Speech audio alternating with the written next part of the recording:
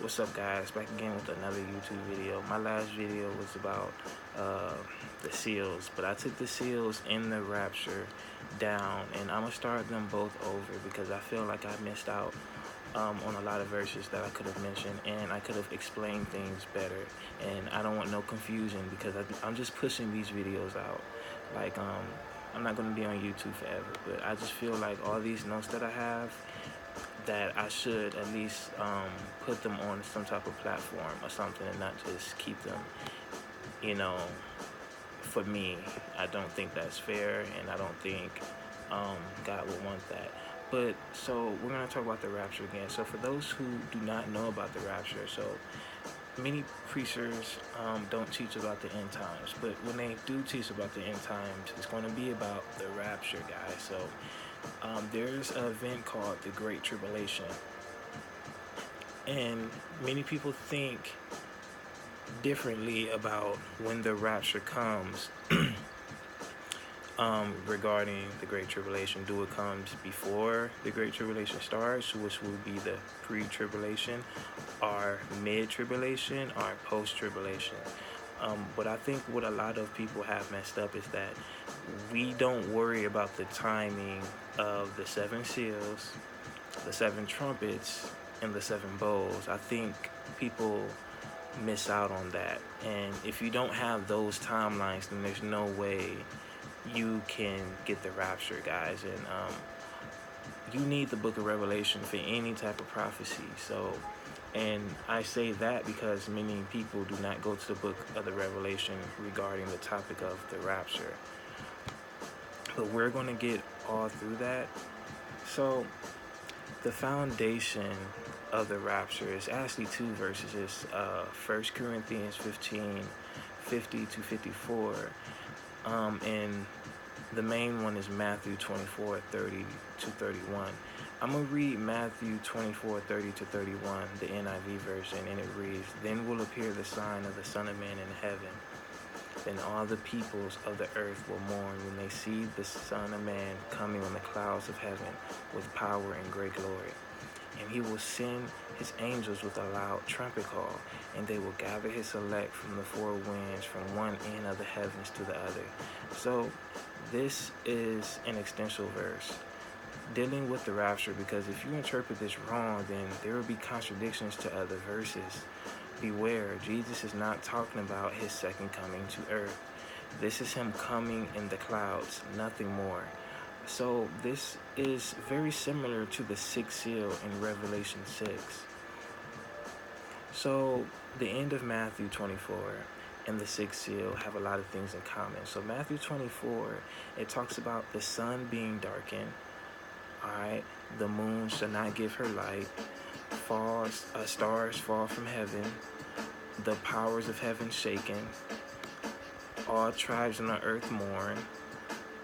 They see Jesus, they see his glory, and the 4 winds are gathered. Now, if you go to the 6th seal, which lingers on, it's the 6th seal is at the end of Revelation 6, and it lingers on to Revelation 7.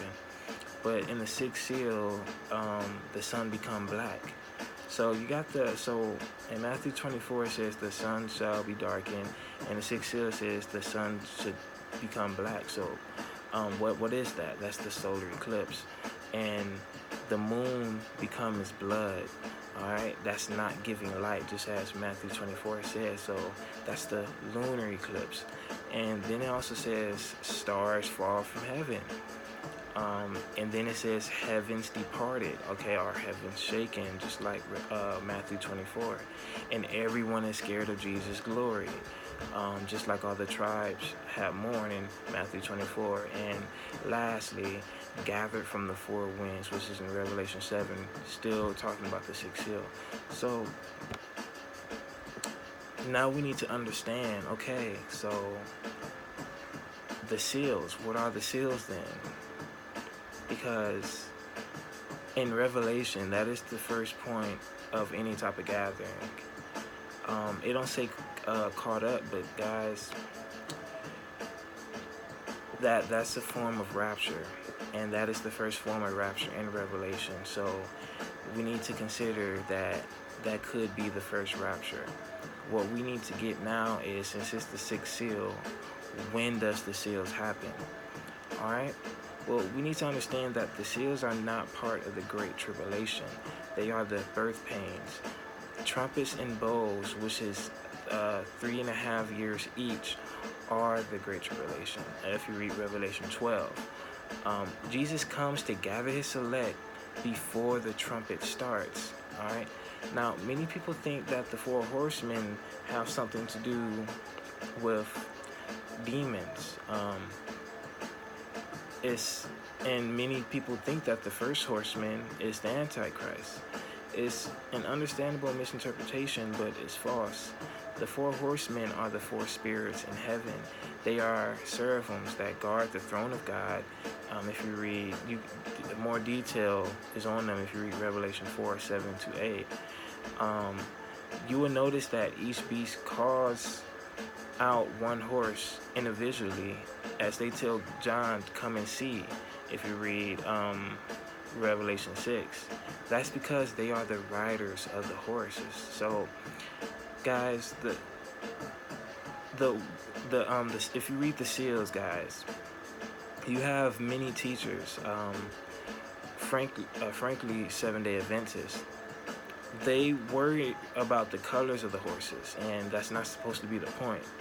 It's supposed to be about the riders of the horses. So they got all these precepts for about the color of the horses and what they mean and what it symbols, but that wasn't the point. The point was the riders. So we're going to read about these riders in Zechariah 6:2-5. It reads, the first chariot had red horses, the second black, the third white, and the fourth dappled, all of them powerful. I asked the angel who was speaking to me, what are these, my Lord?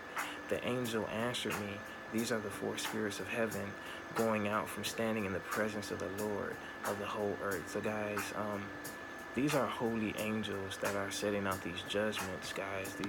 These are not demons, and it's not the Antichrist. These are the holy angels of God. These are the seraphims. They're very powerful angels, and I don't even think you call them angels. I really think seraphims and the cherubs are in the class of their own. But hey, I could be wrong about that. I'm not about to get too far on that, but that's just my personal opinion.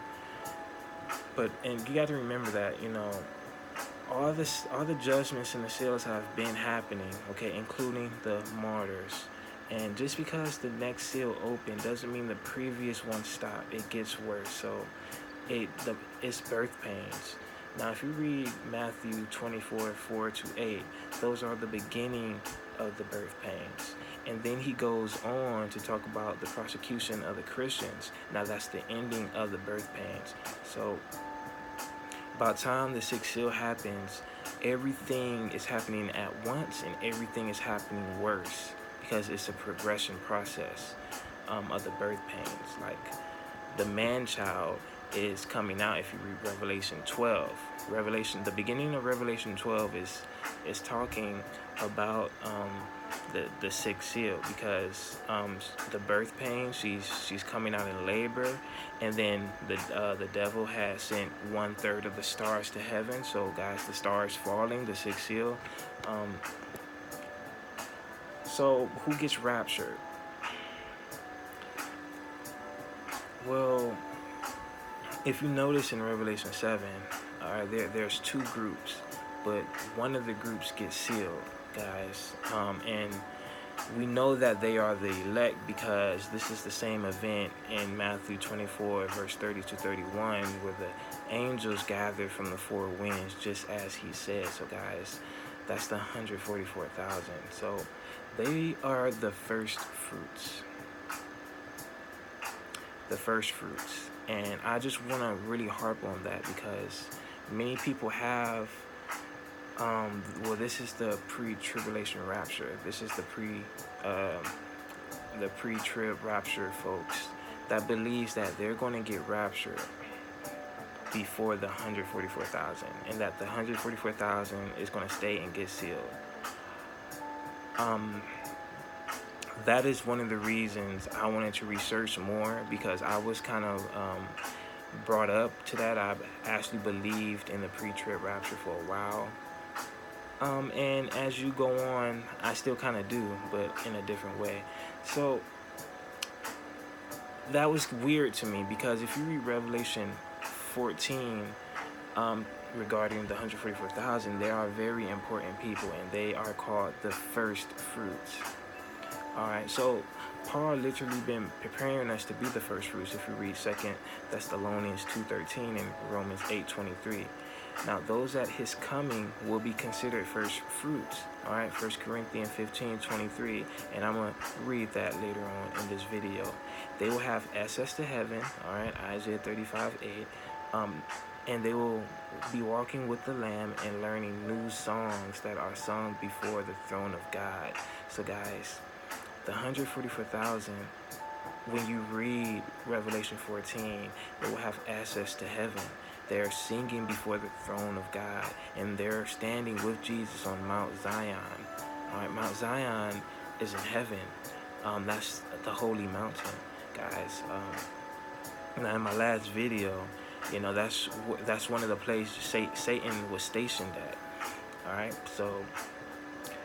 And we know that this fits the 144,000, because whoever is raptured at this particular event will still be doing works on earth. So, guys, if we read Daniel 12:3, it reads, "And they that be wise shall shine as the brightness of the firmament, and they that turn many to righteous as stars forever and ever."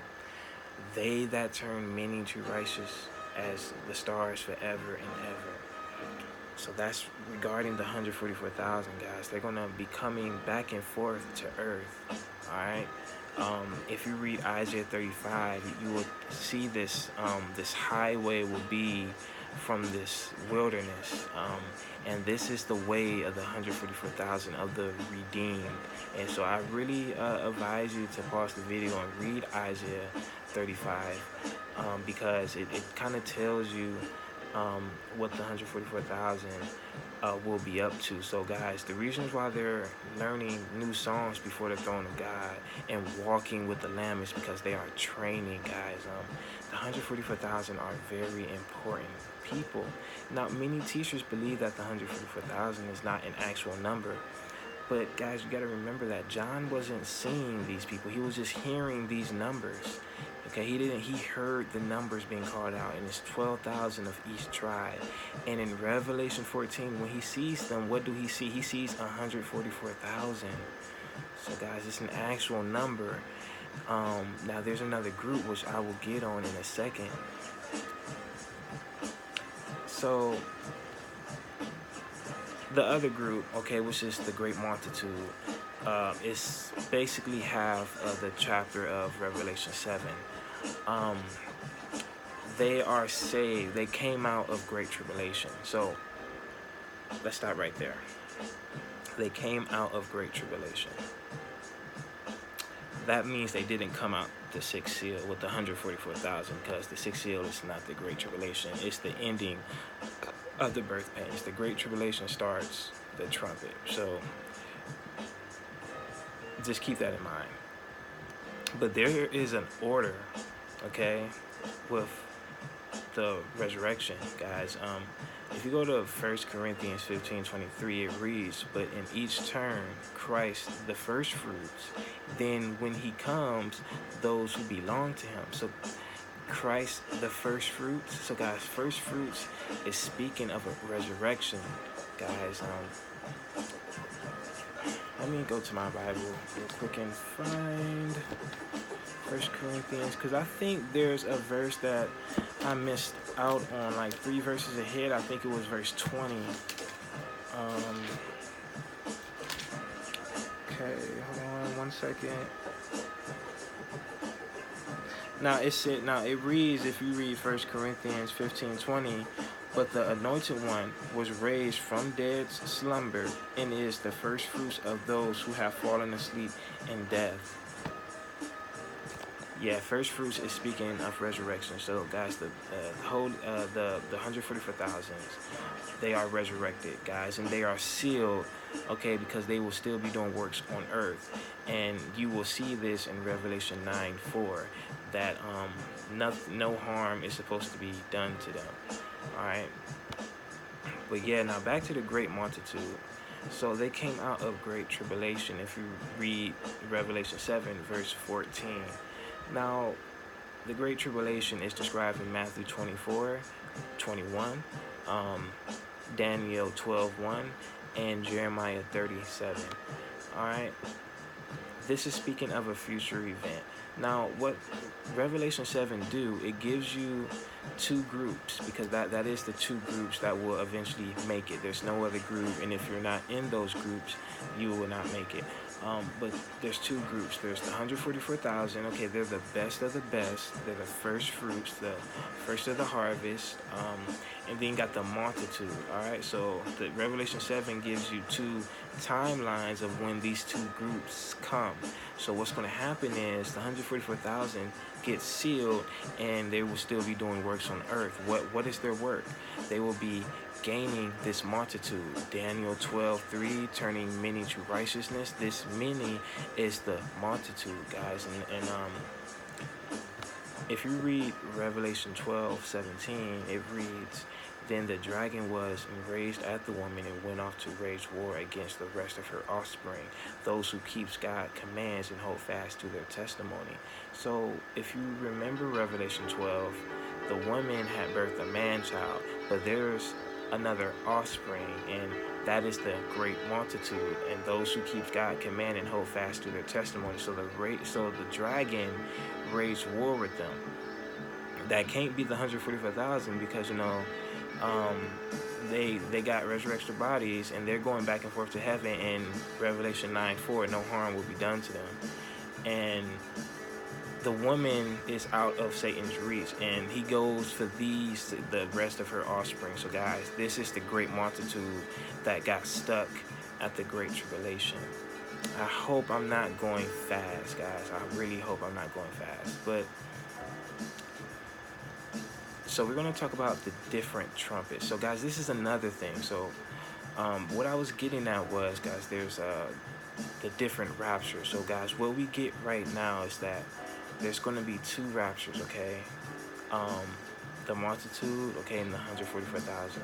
And to establish and to give you proof of my interpretation, we're going to read about something that is very slept on regarding the rapture.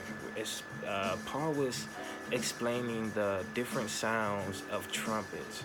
If you read 1 Corinthians 14, verse 7 to 11. So there are two types of trumpets. There's the voice of the trumpet, okay? Exodus 19:19 and Revelation 4:1. Matter of fact, I'm going to read Revelation 4:1 so you can kind of get the idea of what is the meaning of the voice of the trumpet.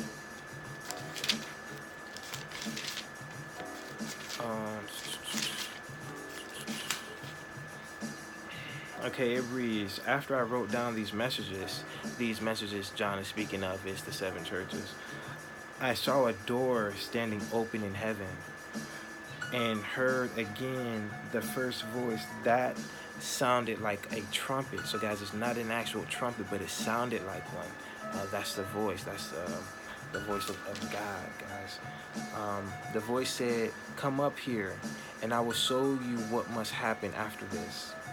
So remember, if you read about some of the angels, for instance, you can go to Daniel 10. Some of these angels sound like rushes of water. This is in heaven. So guys, you don't, these aren't earthly normal things. Their voices, these authors is trying to describe to you of what happened in heaven, and this is the best they can do. So this time sounded like a trumpet, but it's not an actual trumpet. Now the sound of the trumpet, which you can go to Numbers 10, 1, 2, 3, that's an actual trumpet, guys. So please understand, 1 Corinthians 15, 51 to 54 is not referring to the event in 1 Thessalonians 4:16. There are contexts that you find that many people miss. The only identical meaning of these verses is that both raptures will include resurrection of the dead. So, yeah, so when the 144,000 get sealed, the dead will also be resurrected. All right.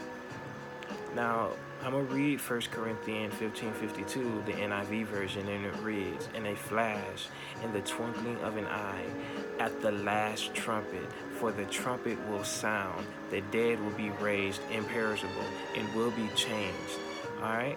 So now if I read 1 Thessalonians 4:16, the NIV version, it reads, "For the Lord himself shall descend from heaven with a shout, with the voice of the archangel, with the trump of God, and the dead in Christ shall rise first." So guys, what's one thing that is that you cannot miss? What is one thing that is very different from 1 Corinthians verses that I just read in the 1 Thessalonians? The archangel is nowhere to be found in 1 Corinthians 15:50-54. Like there's the Michael the archangel is nowhere to be found in that. No angel is mentioned. So and it says for the trumpet will sound, but in Thessalonians it says the voice of the archangels and with the trump of God. So guys, it's the voice of the archangels and the voice of the trump of God. So if we read Revelation 10:7, and let me not forget, so guys, I think in 1 Corinthians 15:51, it talks about, this is a mystery. This is actually a mystery. But Revelation 10:7 talks about this mystery, and it reads, "For the days of the voice of the seventh angel." So the seventh angel, okay, got the last trumpet, okay? And when he shall begin to sound, the mystery of God shall be finished, as he declared to his servants, the prophets. So guys, you got three things, okay? You got the seventh angel, okay, which is the last trumpet. You got the sound, okay, and you got the mystery. So guys, that is the beauty of using precepts and not your own interpretation. So you got three things that is perfectly mentioned in 1 Corinthians 15:52. So please write that down. 1 Corinthians 15:52 and Revelation 10:7. They are both talking about the same event. So guys, that is one rapture taking place. Now, if you read Daniel 12:1-2, the NIV version, it reads, "At that time, Michael, the great prince who protects your people, will arise. There will be a time of distress, such as not had happened from the beginning of nations until then. And at that time, your people, everyone whose name is written in the book, will be delivered. Multitude who sleep in the dust of the earth will awake, some to everlasting life and some to everlasting contempt." So, whose name is found written in the book of life will be delivered? That's talking about the multitude, guys, because the 144,000 is not the only names written in the book. Okay, Revelation, the second half of Revelation 7 is very clear about that. I know that some religions, I'm not going to name the religion, but they believe that only the 144,000 is getting to heaven, and that is just not true. But they are the best of the best, though. We cannot deny that. Now, if I read, so the last part of the verse, okay, "Multitude who sleep in the dust of the earth will awake, some to everlasting contempt, some to everlasting life." So there's a separation that's taking place. Now, if we read Revelation 14:14-20, the NIV version, it reads, "And I looked, and there before me was a white cloud, and seated on the cloud was one like a son of man, with a crown of gold on his head and a sharp sickle in his hand. Then another angel came out of the temple and called out in a loud voice to him who was sitting in the cloud, 'Take your sickle and weep, because the time to weep has come, for the harvest of the earth is whipped.'" So he who was seated on the cloud, this could be Michael the archangel, the guy who's seated on the cloud. And the guy who's directing them could be Gabriel. So he who was seated on the cloud swung his sickle over the earth was harvest. Another angel came out of the temple in heaven, and he too had a sharp sickle. Still, another angel who had charge of fire came from the altar and called out in a loud voice to him who had the sharp sickle, "Take your sharp sickle and gather the clusters of grapes from the earth vine." This is symbolic, guys. This is talking about humans, because its grapes are ripped. All right, the angel swung his sickle on the earth, gathered its grapes, and threw them into the great winepress of God's wrath. They will trample in the winepress outside the city. The blood flowed out of the press, rising as high as the horses' bridles for a distance of 1,600 stadia, whatever. I don't know what that is, but guys, just know it's very far. Okay, it's very far of blood, guys, and this is the harvest. So Jesus talks about this harvest, and he explains it in more detail in Matthew 13:24-30, the NIV version. It reads, "Another parable he put forth to them, saying, the kingdom of heaven is like a man who sowed good seed in his field." So the kingdom of heaven, man who sowed good seed in his field, that's Jesus. "And while men slept, his enemies came and sowed tares among the wheat and went his way." So the enemy, now if you read Genesis 3:15, this is talking about a seed, right? So that enemy is Satan, So, but when the grain had sprouted and produced a crop, then the tares also appeared. So the servants of the owner came and said to him, "Sir, did you not sow good seeds in your field? How then does it have tares?" He said to them, "Do you want us to go and gather them up?" And he said, "No, least while you are gathered up the tares, you will also uproot the wheat with them. Let both grow together until harvest," guys, the seventh trumpet.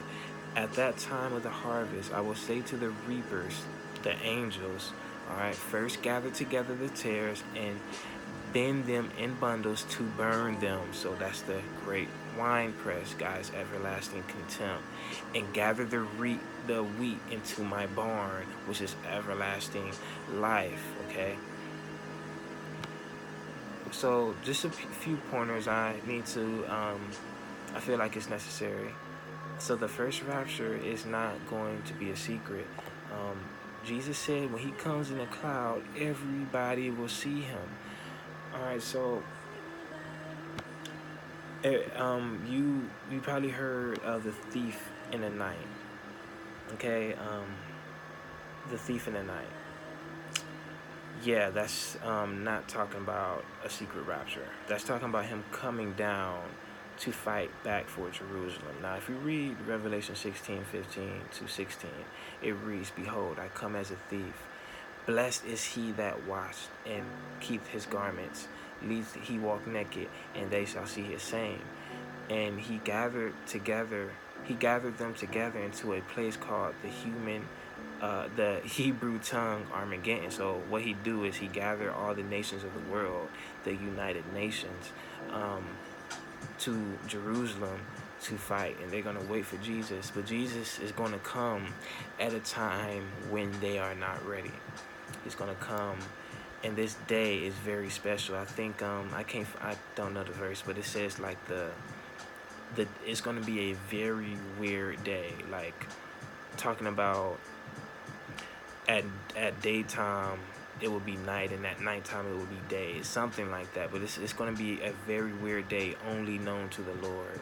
So okay, I'm gonna go on a little rant. Okay, so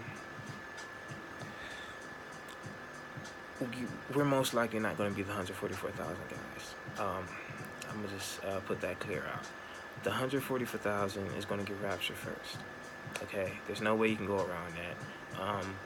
There's no rapture before the seals, because the seals aren't even part of the Great Tribulation. They are the birth pains. All right, so.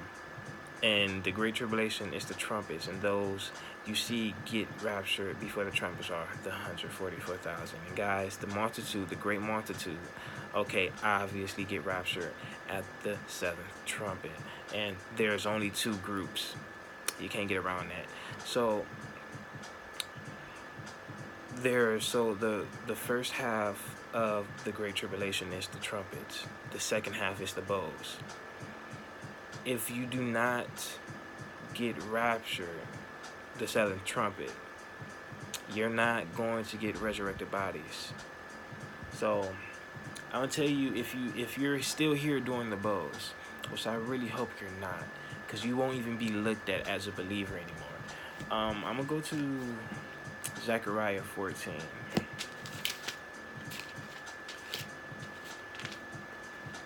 Oh, on that day. Okay. Oh, now speaking on the weird day I was talking about with the Lord.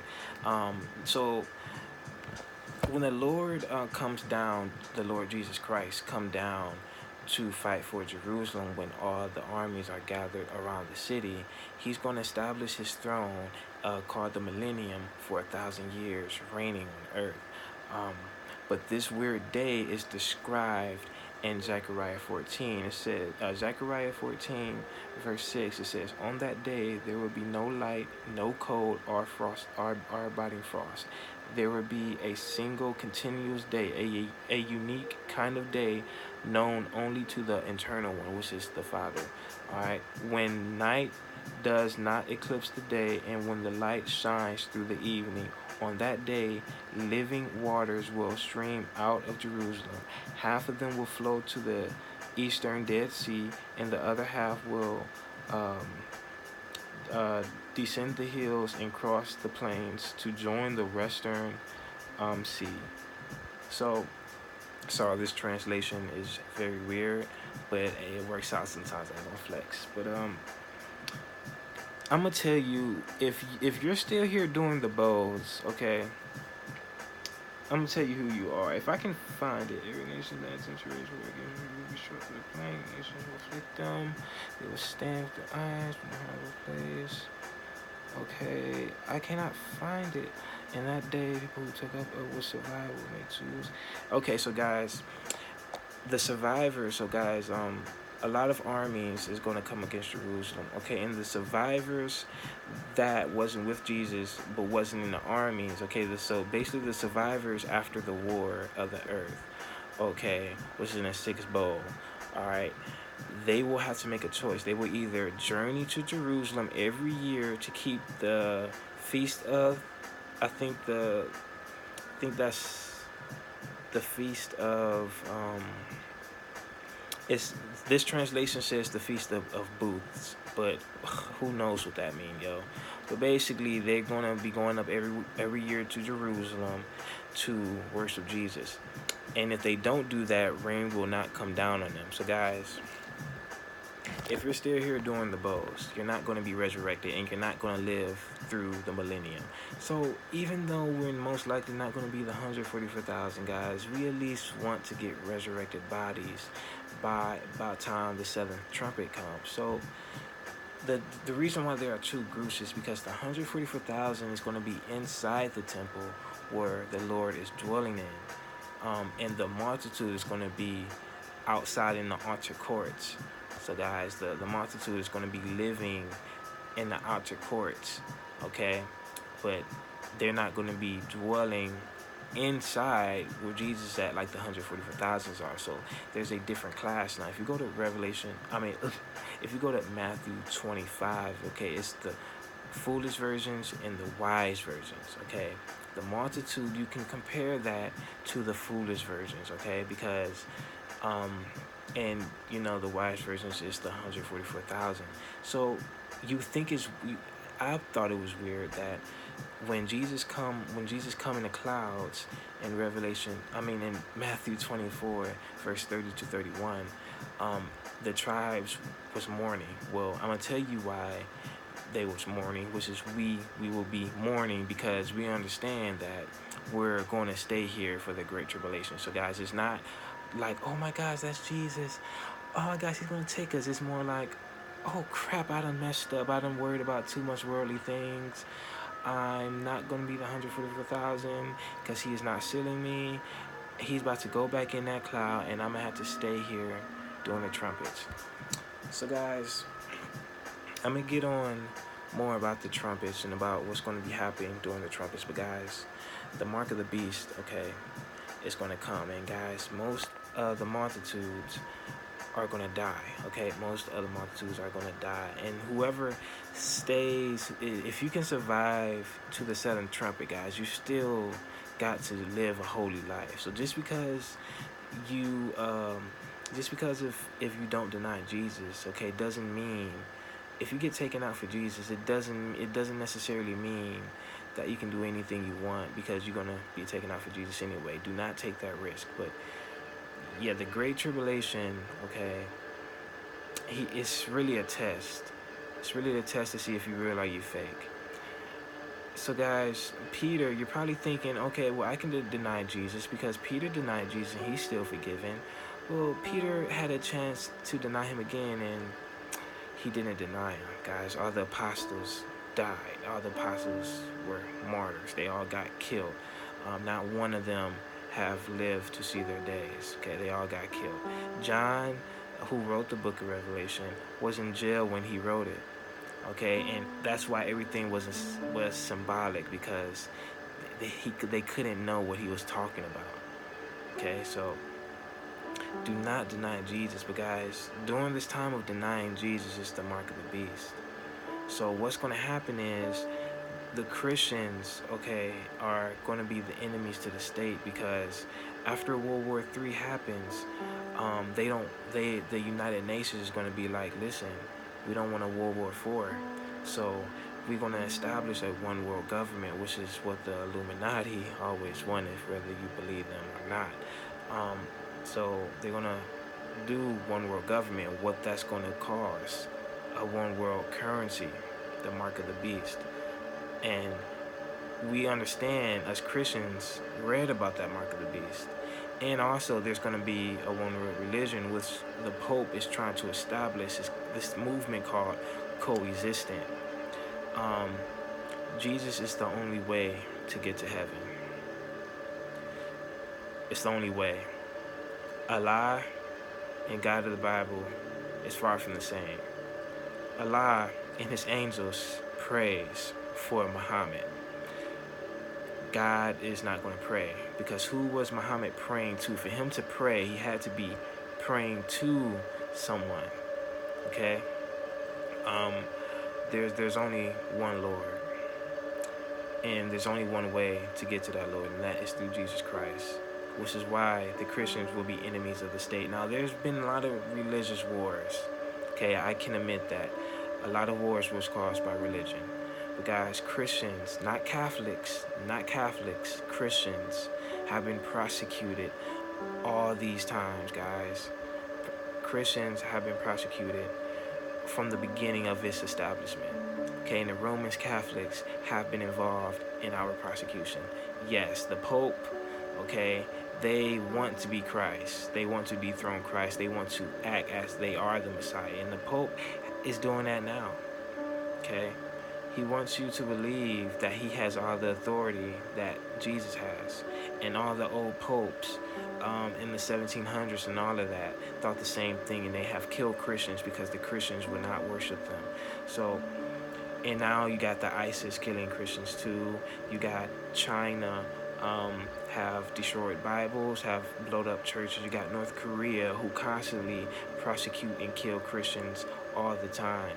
This is not no mistake, guys. But yeah, so that's who gets raptured. First, the 144,000. Second is the great multitude. In my next video, I'm going to talk about the seals more in depth. But I hope everything helped out, and I love each and every one of you. Peace.